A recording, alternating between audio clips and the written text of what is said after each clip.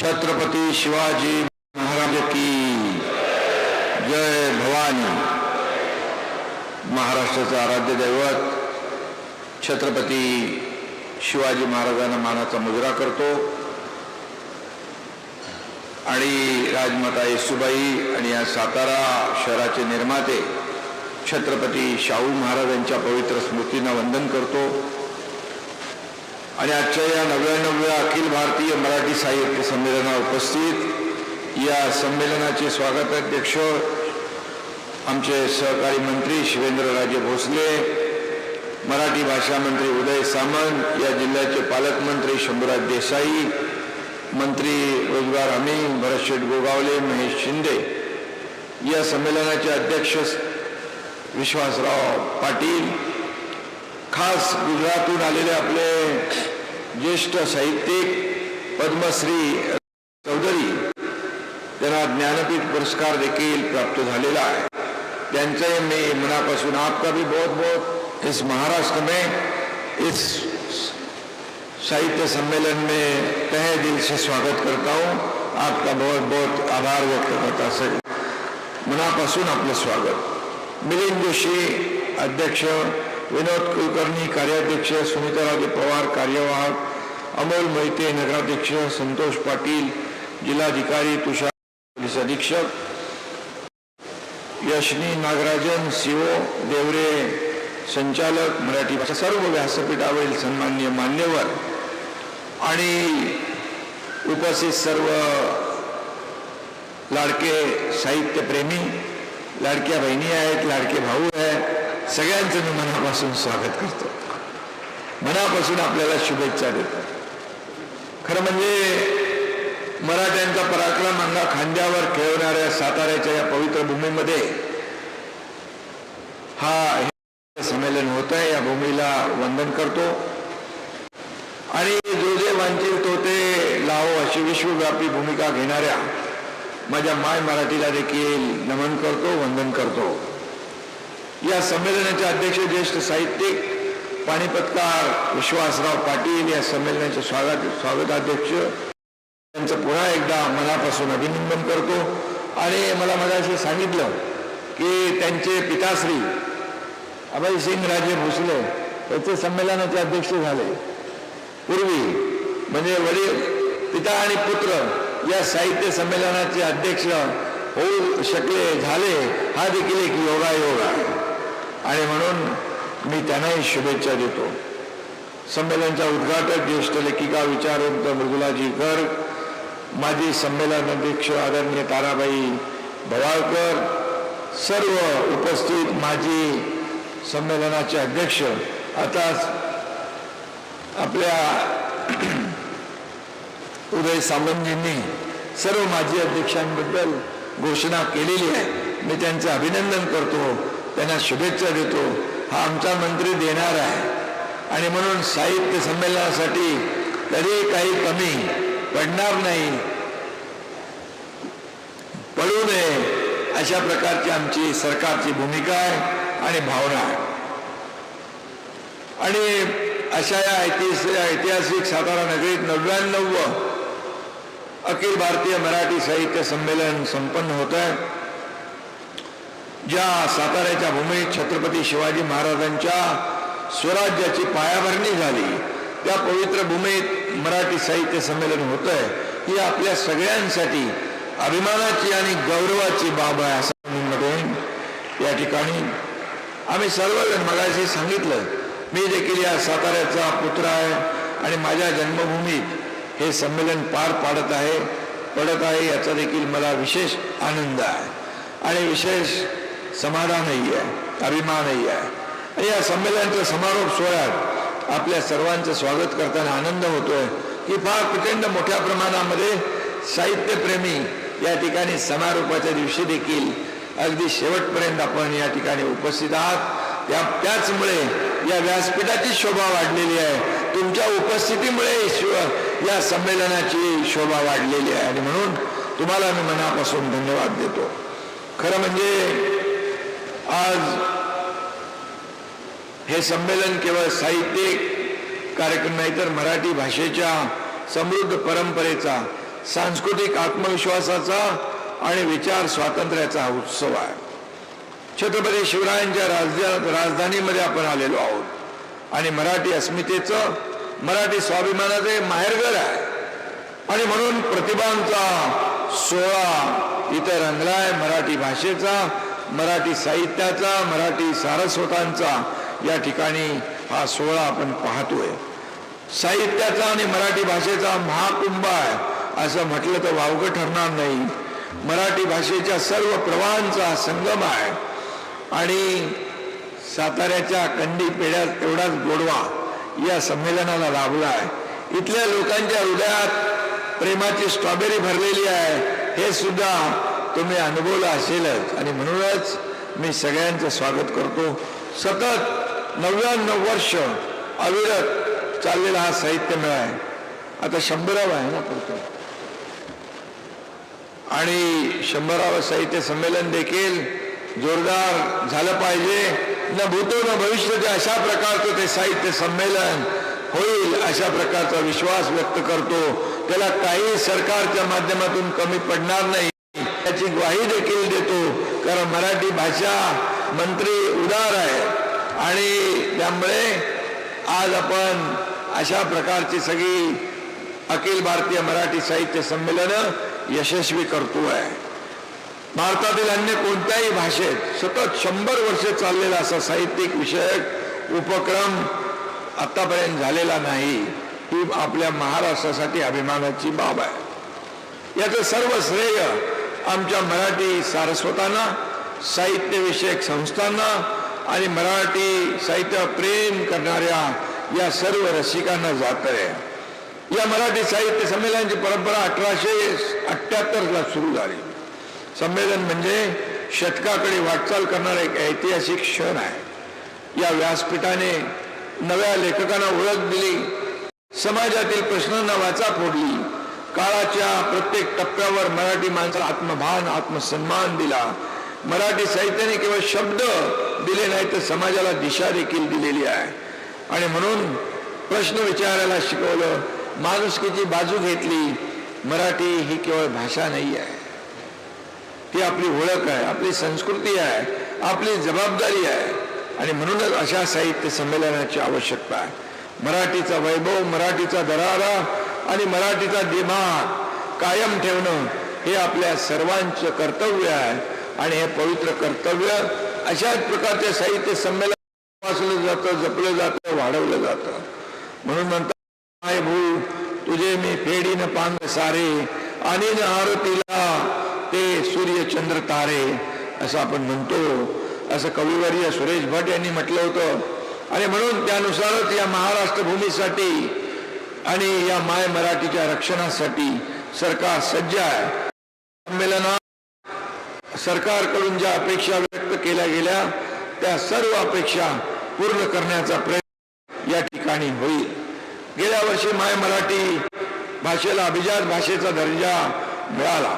असंख्य मान्यवरांची जवळपास 14-15 वर्षाची तपश्चर्या फळाला आली आणि सर्वांनी मेहनत केली, त्यामध्ये कष्ट घेतले. मराठी भाषेला अभिजात भाषेचा दर्जा मिळाला पाहिजे म्हणून. आणि मी मुख्यमंत्री असताना माझ्या कारकिर्दीमध्ये माय मराठीला हा बहुमान मिळाला. ही बाब मी आयुष्यभर विसरू शकणार नाही. हा माझ्या आयुष्यातला सगळ्यात मोठा महत्वाचा निर्णय होता. आपल्या मराठी भाषेला अभिजात भाषा आपल्या केंद्र सरकारने आदरणीय प्रधानमंत्री नरेंद्र मोदीजींनी देखील त्यांना होकार दिला. त्यांचं देखील मनापासून मी अभिनंदन करतो. आणि आपल्या तत्कालीन उपमुख्यमंत्री देवेंद्रजींनी देखील त्याचा पाठपुरावा केला, त्यांचंही मनापासून अभिनंदन करतो. मी मुख्यमंत्री असताना जय जय महाराष्ट्र माझा, गरजा महाराष्ट्र माझा या गाण्यालाही आपण सुरुवातीला ते म्हटलं, राज्यगीताचा दर्जा दिला.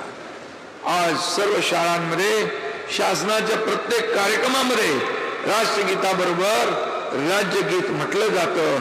हा देखील आपल्या सगळ्यांसाठी अभिमानाची बाब आहे. अमरावती रिद्धपूर येथे मराठी भाषा विद्यापीठ आपण स्थापन करतोय. मंत्रालयाचे जवळ 150 कोटी रुपये निधीचा भव्य दिव्य आणि दिमागदार मराठी भाषा भवन, त्याचंही काम लवकर पूर्ण होतंय. लंडन येथे मराठी मंडळाच्या माध्यमातून भव्य दिव्य अशी इमारत 5 कोटी रुपये विकत घेण्यात आली. छत्रपती शिवाजी महाराज वैश्विक मराठी भाषा केंद्र असं त्याचं नामकरण करण्यात आलेलं आहे. ही देखील आपल्यासाठी गौरवाची बाब आहे. दिल्लीतील जवाहरलाल नेहरू विद्यापीठामध्ये कुसुमाग्रजांच्या नावाने अध्यासन केंद्र कार्यान्वित करण्यात आलेलं आहे. त्याला देखील आपण या ठिकाणी निधी दिलाय. जेएनयूमध्ये छत्रपती शिवाजी महाराजांच्या संरक्षण आणि सामरिक तंत्राच्या अभ्यासासाठी विशेष अध्यासनाची निर्मिती करण्यात आली आणि अनेक देशांमध्ये आंतरराष्ट्रीय मराठी मंचाची स्थापना करण्यात आली. आणि म्हणून या ठिकाणी नमो 75 अभियानाअंतर्गत जगातील 75 देशांमध्ये आंतरराष्ट्रीय मराठी मंचाची स्थापना केली. त्याबद्दल देखील मी मंत्री महोदयांचं आणि आपल्या सरकारमधल्या सर्वांचं आणि ज्यांनी सहकार्य केलं त्या सर्वांचं मनापासून अभिनंदन करतो. सर्वात महत्वाचं म्हणजे आता दीपन सांगितलंय की यापूर्वी साहित्य संमेलनाला शासनाकडून 50 लाख रुपये निधी द्यायचे, बरोबर आहे. पण 50 लाख रुपयामध्ये थोडी ओढाताण व्हायची नाही का. आणि म्हणून मला मी आपल्या मुख्यमंत्री पदाच्या कारकिर्दीमध्ये 50 लाखाच्या ऐवजी त्यांची जी काय काटकसर ओळखून 2 कोटी रुपये करण्याचा देखील आपण निर्णय घेतला. आणि यावेळेस तर इकडे दिल्लीला पण आपण 3 कोटी रुपये दिले आणि सातारा तर आपले शिवेंद्रराजे स्वागताध्यक्ष असल्यावर इथं तर काही कमी पडता कामा नये. त्यामुळे उदय सामंत यांनी या संमेलनाला देखील 3 कोटी रुपये देण्याचा निर्णय घेतला. मी त्यांना देखील धन्यवाद देतो. आवश्यक आहे. आपण इतर सर्व उपक्रम आहेत, सगळ्या गोष्टी आहेत, त्याच्यावर खर्च करत असतो. पण टिकली पाहिजे, वृद्धिंगत झाली पाहिजे. आणि या साहित्य संमेलनामध्ये देखील विचारांची देवाणघेवाण होते, ती झाली पाहिजे. आणि म्हणून अशा साहित्य संमेलनाला कुठेही काही कमी पडता कामा नये, ही पाहण्याची जबाबदारी सरकारची आहे. आणि म्हणून या ठिकाणी मी सरकार कुठेही हात आकडता घेणार नाही याचा शब्द देतो. मराठी साहित्य संमेलनाला आर्थिक सहाय्य करून सरकार काही उपकार करत नाहीये. ही उपकाराची आम्ही जाणीव करून देत नाही, तर ते आमचं कर्तव्य आहे, ती आमची जबाबदारी आहे, ते आम्ही पार पाडतोय. आणि म्हणून महायुती सरकारच्या माध्यमातून अनेक उपक्रम आपण केले आणि म्हणून मराठी भाषेला अभिजात दर्जा मिळाला. पण 1 रुपया निधी मिळाला नाही अशी तक्रार या संमेलनात काय कानावर आलेली आहे. पण मराठी भाषेसाठी अध्यक्ष महोदय एकनाथ शिंदे आलेला आहे. हा देणारा आहे, हा घेणारा नाही. आणि त्यामुळे कुठेही काही कमी पडणार नाही. आणि जसं आम्ही लाडक्या बहिणींसाठी खिशाकडे बघितलं नाही, तसंच या ठिकाणी आईसाठी कशाला खिशाकडे बघू. आणि म्हणून काळजी करू नका. गेल्या 3 वर्षापासून विश्व मराठी साहित्य संमेलनाचं आयोजित करतो आपण. आता दुबईला करणार आहे का तुम्ही? आता महामंडळाचं दुबईला. आणि म्हणून मी आपल्याला एवढंच सांगतो की जपानमधले आमदार योगेंद्र पुराणिक, ग्लोबल टीचर रणजित डिसले आणि चांद्रयान मोहिमेतील मराठी माणसांचं योगदान, यातून मराठी माणसाने आपली ओळख 7 समुद्रा पार नेऊन ठेवली आहे, जगभर प्रसिद्ध केलेली आहे. आणि म्हणून परदेशात शिक्षण घेणाऱ्या मराठी विद्यार्थ्यांना शिष्यवृत्ती देऊन त्यांना संस्कृतीचे राजदूत बनवण्यावर देखील सरकारचा भर आहे. मराठी माणूस जगभरात कर्तृत्व गाजवतोय, नेतृत्व करताना दिसतोय. जी भाषा जात पात धर्माच्या पलीकडे जाऊन सर्वांना जोडते, तीच खऱ्या अर्थाने विश्वाची भाषा बनते. अशा प्रकारची भाषा आपली आहे. छत्रपती शिवाजी महाराजांनी राज्याच्या कारभारात मराठी भाषेचा वापर करण्यास प्रोत्साहन दिलं. आज मराठी भाषा कारभारात आहे. मराठीचा वापर महाराष्ट्र शासन सगळीकडे करते, परंतु सर्वसामान्यांच्या व्यवहारात, शिक्षणात मात्र मराठीचा वापर कमी होतो. कारण भाषेचा संबंध आपण नोकरी मिळण्याशी, अर्थकारणाशी जोडतो. भाषा काही केवळ पैसे कमवण्याचा मार्ग नाही आहे किंवा माध्यम नाही आहे. भाषा ही आपली अस्मिता आहे, भाषा ही आपली ओळख आहे, भाषा आपला अभिमान आहे, भाषा हेच आपलं अस्तित्व आहे. आणि म्हणून तुमची भाषा जर संपली तर एक दिवस तुमचं अस्तित्व देखील संपेल, हे आपण लक्षात प्रत्येकाने घेतलं पाहिजे. आणि या मराठी भाषेला जेवढं आपल्याला पुढं नेता येईल, वाढवता येईल, तेवढं आपण केलं पाहिजे. गेल्या काही वर्षात मराठीत पुस्तकं प्रकाशित होण्याचं प्रमाण खूप वाढलं आहे. पुस्तकांची विक्री देखील चांगली होती आहे. सोशल मीडियामुळे फेसबुक, व्हॉट्सअप, यूट्यूब अशा सगळ्याच माध्यमांवर मराठी भाषेचा वापर मोठ्या प्रमाणात होऊ लागला आहे. त्यामुळे मराठी भाषेच्या अस्तित्वाची काळजी करण्याची चिंता आपल्याला आता तरी नाही, परंतु तिचं व्यावसायिक महत्त्व टिकवून ठेवायचं असेल तर साहित्य, चित्रपट, नाटक अशा सर्व माध्यमांतून आपण मराठी भाषेला मोठं केलं पाहिजे. कथा, कादंबरी, कवितेच्या क्षेत्रात नवे लेखक खूप प्रयोग करत आहेत. त्यांच्या कथांमधून वर्तमानाचा वेध घेतला जातोय आणि आजच्या पिढीचे प्रश्न मांडले जातात. अत्यंत धाडसी असं लिखाण देखील केलं जात आहे. आणि म्हणूनच मगाशी कोणीतरी सांगितलं हिंदी भाषेची सक्ती बिलकुल होणार नाही. हिंदी भाषेची सक्ती होणार नाही. मराठी, महाराष्ट्रामध्ये मराठी भाषाच, काल आम्ही बोललो, मराठी भाषेचाच मान सन्मान हा देखील या ठिकाणी विश्वास आपल्याला देतो.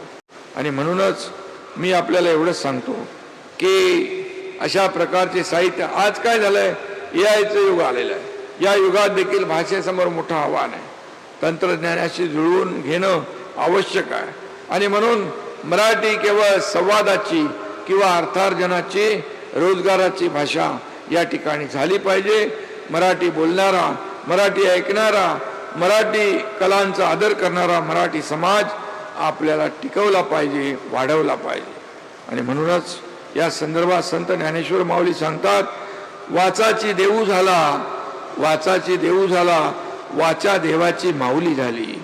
म्हणजेच भाषा ही केवळ संवादाचं साधन नसून ती आपल्या संस्कृतीचा आणि अस्तित्वाचा आत्मा आहे. आणि म्हणून मराठी भाषा टिकवायची लागेल, वाचनातून, लेखनातून आणि नव्या पिढीपर्यंत पोहोचली पाहिजे. संमेलनाचे अध्यक्ष विश्वासराव पाटलांनी महाराष्ट्राच्या अनेक जिल्ह्यांमध्ये पुस्तकांची दुकानं नाहीत अशी खंत भाषणात व्यक्त केली. एसटी स्थानकावर पुस्तकांच्या दुकानांसाठी स्वस्त दरात जागा उपलब्ध करून द्याव्या अशी मागणी आपण केली आहे. येत्या काही दिवसात हे आपल्याला निर्णय झालेला दिसेल. मी तात्काळ परिवहन मंत्र्यांना सांगतो आणि आपली ही भूमिका जी आहे, आपली भावना आहे, त्यासाठी जागा उपलब्ध देण्याचा निर्णय देखील आपण घेऊ. करतो बघतो वगैरे काय आपण करून टाकूया. करतो बघतो पाहतो हे आमचे शब्द डिक्शनरी मध्ये नाही आहे. No reason, on the spot decision. तुम्हाला ती जागा मिळून जाईल एसटीच्या सर्व आवारामध्ये. आणि म्हणून त्यामुळे निश्चित राहा, तुम्ही मराठीचा झेंडा घेऊन पुढे निघालो. आणि म्हणून मी आपल्यासोबत, आमची सर्व व्यासपीठावरची मंडळी आपल्या सोबत आहे. या ठिकाणी मी आपल्याला एवढंच सांगतो की काही आपली चर्चा जशी झाली की भाषण हा व्यवसाय सध्या तोट्यात आहे. या व्यवसायाला लागू असले, जरा मंत्री महोदय आपण ऐकून घ्या, या लागू 18% GST कर कमी करावे, लेखन आणि प्रकाशन, बरोबर आहे ना. त्यामुळे या बाबतीत देखील आपण मागणी केलेली आहे.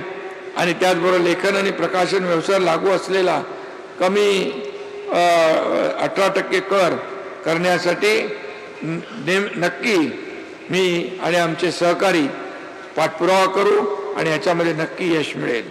त्याचबरोबर या ठिकाणी हिंदू हृदय सम्राट बाळासाहेब ठाकरेंच्या जन्मशताब्दी दिनानिमित्त मराठी भाषा, साहित्य, संस्कृतीचा प्रचार प्रसार महाराष्ट्र शासनाने एक महत्त्वपूर्ण कालच निर्णय आम्ही घेतलेला आहे.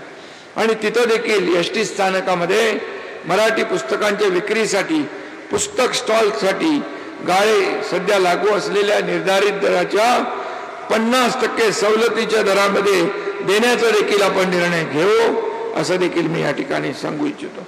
सर्व नगरपंचायत, नगरपालिका, महापालिका यांच्या स्वमालकीच्या, म्हणजे महापालिका, नगरपालिकाच्या स्वमालकीच्या शॉपिंग सेंटरमध्ये प्रत्येकी 2 बुक स्टॉलसाठी जागा उपलब्ध केली पाहिजे, अशी देखील मागणी आहे. नगरविकास मंत्री मी आहे, त्यामुळे तशा प्रकारचे आदेश मी त्यांना देईन आणि हे देखील आपण या ठिकाणी करूया. त्याच्यामध्ये 50% सवलतीचा निर्णय करू आपण.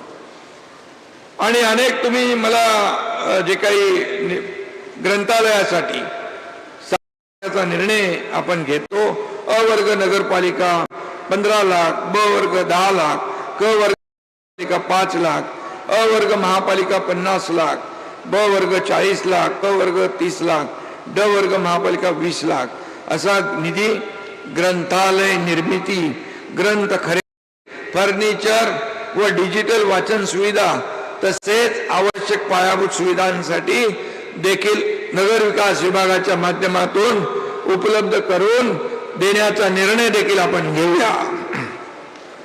आणि बाकी शाळांमध्ये देखील आपण सुरू असलेल्या 85,000 शाळा मराठी माध्यमाच्या आहेत. 89,000 शाळांमध्ये मराठी माध्यमातून शिक्षण देण्यात येतं.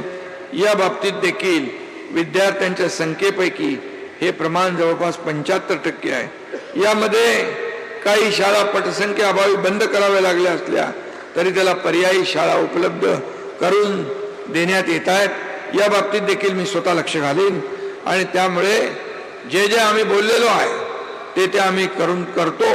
दिलेला शब्द पाळणारं आमचं महायुती सरकार आहे आणि मग मुख्यमंत्री महोदयांनी देखील उद्घाटन प्रसंगी जे जे काही आपल्या मनोगतामध्ये व्यक्त केलंय, मी देखील आज ज्या काही गोष्टी या ठिकाणी सांगितलेल्या आहेत, ज्या बाबी आणि स्वागताध्यक्षाने देखील काही मागणी केली आहे, या सर्व बाबींचा महायुती सरकार पुरेपूर विचार करेल आणि आपल्याला त्यामधून बिलकुल निर्णय देण्याचं काम आपण करू. खरं म्हणजे शतकाकडे वाटचाल करणाऱ्या या संमेलनासाठी सर्वांना शुभेच्छा देतो. जे कोणी मराठी भाषेच्या, मराठी माणसाच्या प्रगतीच्या आड येणारच नाही कोण, कारण नाही तर त्यांची 100च आहेत ना. मी 100 भरेल असं म्हणणार नाही, पण कोणी येण्याची हिंमतही करणार नाही मराठी भाषेच्या आणि मराठी माणसाच्या. शेवटी जाता जाता एवढेच सांगतो, संत तुकाराम महाराजांचे शब्द आठवू इच्छितो. आम्हा घरी धन शब्दांची रत्ने, आम्हा घरी धन शब्दांची रत्ने, शब्दांची शस्त्रे, शब्दांचीच भूषणे, ही शब्दांची परंपरा जपणं, वाढवणे आणि पुढच्या पिढीपर्यंत पोहोचवणे हीच खरी आपली संपत्ती आहे. हीच भावना बाळगून आपण सर्वजण मराठीचा झेंडा आणि मराठीची पालखी वाहतोय, ती तशीच चालू राहू दे अशा प्रकारची विनंती करतो, विश्वास व्यक्त करतो. आणि या ठिकाणी पुन्हा एकदा 99व्या अखिल भारतीय मराठी साहित्य संमेलनाला मनापासून खूप खूप शुभेच्छा देतो. अध्यक्ष, स्वागताध्यक्ष, सर्व आयोजन ज्यांनी केलंय त्या सर्व पदाधिकाऱ्यांचं मनापासून मी अभिनंदन करतो.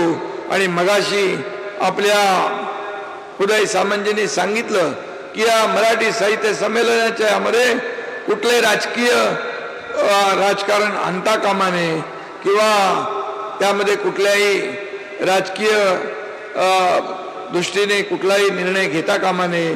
याच्यामध्ये हे अगदी राजकीय विरहित हे सगळे साहित्य संमेलन आणि तुम्ही सगळे मंडळी काम करताय. तुम्हाला देखील विश्वास देतो की कुठेही अशा प्रकारचं काम होणार नाही आणि आम्ही कुठेही हस्तक्षेप करणार नाही, एवढीच खात्री देतो. पुन्हा एकदा तुम्हाला सगळ्यांना शुभेच्छा. धन्यवाद. जय हिंद, जय महाराष्ट्र आणि जय मराठी. मनपूर्वक